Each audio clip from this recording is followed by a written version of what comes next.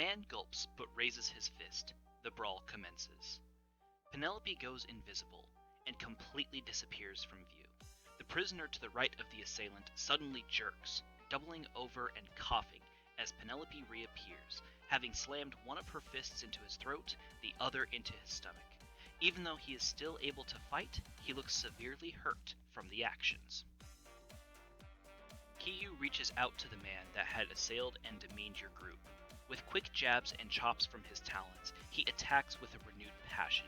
His scales seem to glow, producing their own light as his movements quicken, but the bandit in front of him anticipates his attacks. His first strike is quickly countered with the human's forearm, and the next thrusting punch is pushed away by an open palm.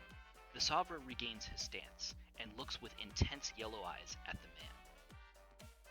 Well, you called the tune, assholes. Hedrick steps close to one of the cronies and gives him an uppercut with the spoon. It connects and makes a loud snap, cutting his cheek.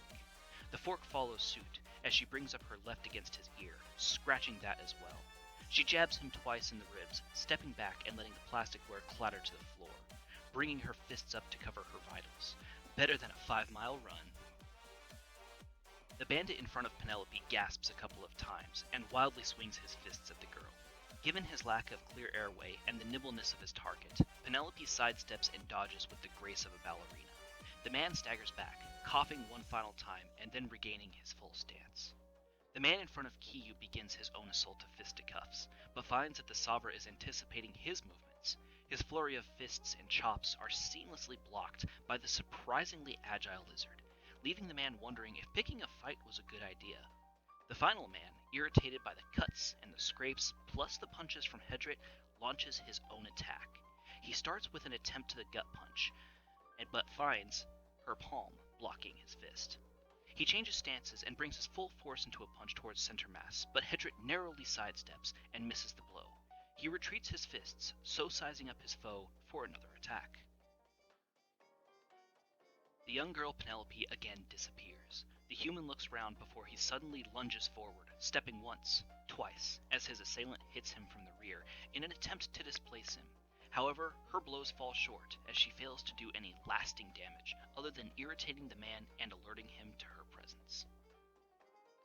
The Savra Kiyu looks to the man, sizing up his opponent before launching into his attack. Purposefully, he slows his first strike, which the bandit deflected with ease, giving him a false sense of security. The second hit he anticipated, but came far faster than originally thought. Kiyu's talons scrape the man's chest, blood lines forming on his orange jumpsuit, and causing a cry of pain from the man. He looks down, then looks up, furious at the Savra. Hedrick makes a quick jab with her fists, connecting with the man's ribcage again. She moves to work at his head, but he pulls his arms up and blocks her blows. The bandit facing Penelope whirls around and backhands her. The slap is audible across the room and leaves a nasty welt across the girl's cheek. His next move, however, catches her off guard. Both fists connect with her stomach and deal a massive blow, causing her to double over in pain and agony. Now Penelope is the one catching her own breath in the face of the intense onslaught brought on by this man. Kiyu is having as much trouble with his attacker. Enraged at the Savra, the man finds a spot in Kiyu's sides that are soft, without any spines. He launches his assault, left, right, and connects with the lizard multiple times. He breathes hard, but keeps his stance as the attacker steps back to cover his own exposed defenses.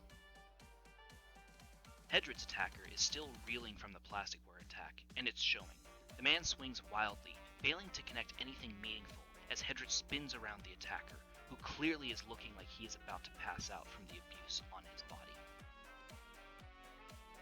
Penelope disappears again, wanting to keep the opponents on their toes. There is a few seconds of silence. Then suddenly, she appears straight in front of the man. Her fist is wound up. She slams it home into the man's nose, an audible crack carrying across the cafeteria as the strike breaks his nose. He topples over only a moment later, eyes centering on the now broken piece. That is for hitting a lady, asshole. She spits on him, proving her point before facing Kiyu's opponent. Kiyu looks to the man in front of him. He inhales for a moment before he exhales and steps forward. His blows come too quick for the man. His talons, his fists, everything attacks the instigator's soft underbelly. By the time Kiyu is done, the man slumps over, knocked out for the time being and in need of medical care. The Savra turns to the final member, who is looking at his prospects without much hope at the moment. Hedra decides to go on the offense, pushing into the final man's physical space and catching him off guard. Despite her size difference, the ferocity and temper of her attacks are relentless. The first blow is blocked by nothing more than sheer willpower, but the second blow is not so easily blocked. Hedrick gets a solid left and right hook in on the man's jaw, fracturing it and causing multiple teeth to fly from his mouth. He spins around and hits the ground, further shattering his jaw and ribs. The guards finally step in, one of which has a baton out. Break it up, break it up. Ah, hell, we got a dead one. Penelope looks between the guard and the body, realizing the position she is in. Damn it, send for a mortician and get that one to solitary for the day until we figure this out. Penelope's eyes widen. She stammers, but is defenseless in the face of the man approaching her. It's Kiyu who steps in front of him, his eyes peering down the soldier.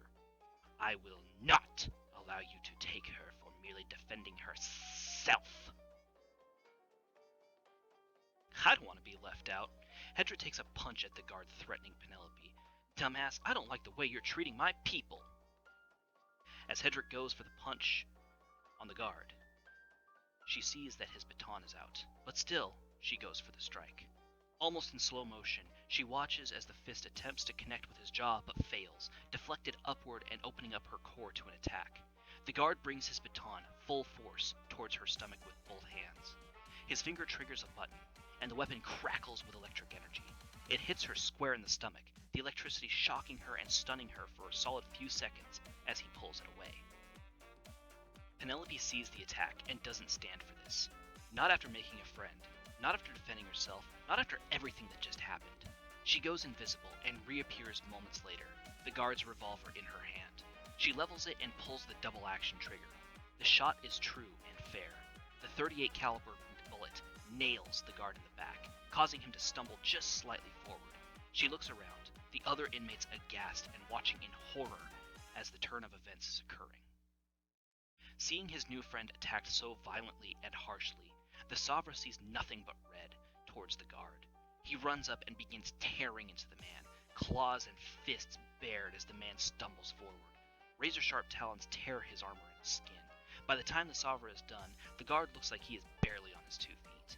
Other guards are beginning to rush in, but the air has become infectious with rebellion, as many are beginning to notice that the guard is barely up. Hedrick recovers, just as the guard begins to swing at anyone in range. The guard first looks to Penelope. The woman had stolen his gun, and he needs to get it back. The other prisoners are already starting to riot, and it's only a matter of time before things go from bad to worse. The baton extends further, and the grip elongates, allowing for both hands to be seated on the handle comfortably. With a quick movement, the guard has both hands on the handle and swings the baton at Penelope. The poor girl. The baton strikes her across the face, causing her to stagger back, blood coming from her nose and from her mouth. The electrical shock almost stops her cold, but somehow she is still standing. The guard remarks at this mentally. She's a tough one, a fighter, even if she can disappear and completely go invisible. He looks to the large Savra, the one who almost ended him just a moment ago. He brings the baton up and swings it at him. It connects, and forces the lizard to deal with the voltage as well. He knows the Savra probably still has a few more hits in him before he will go down, and hopes that reinforcements will arrive before then. His last look is to Hedrick. He pulls the baton back but catches it on Kiyu as he transitions from one enemy to the next, and the lack of power and force behind his swing really shows. But it isn't enough, and it's to stop the baton from hitting. It crashes against Hedrick's chest, bruising her ribs and shocking her. It hurts quite a lot, and the guard is noticeably getting more and more agitated.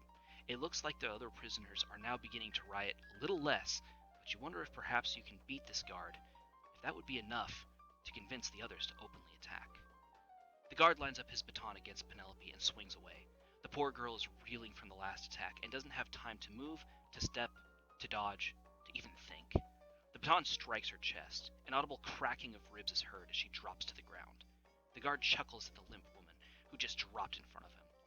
But he soon stops.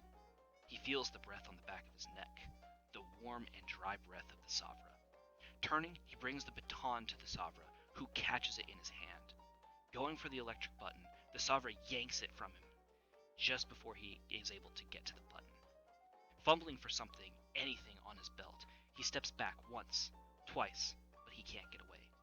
Kiyu advances, holding the baton like a traditional katana, and brings the weapon down on the guard's head. The snap that is heard is astounding, and it further resolves the other men and women in the cafeteria to fight back against the guards. In one fell swoop, the man buckles to the floor, sprawling out in a limp, near lifeless fashion.